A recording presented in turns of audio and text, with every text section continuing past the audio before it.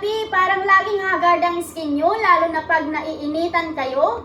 Perfect timing kasi may sample akong DIY na super refreshing at mura lang green tea mist.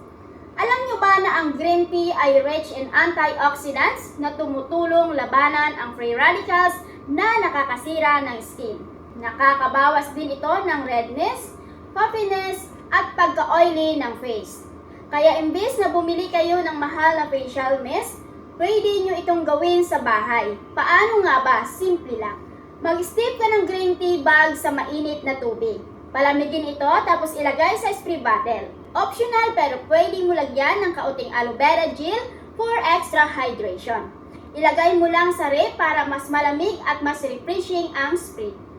Anytime na feeling mo oily, pagod, or stress ang face mo, spray lang ng DIY green tea mist at instant fresh ka na ulit.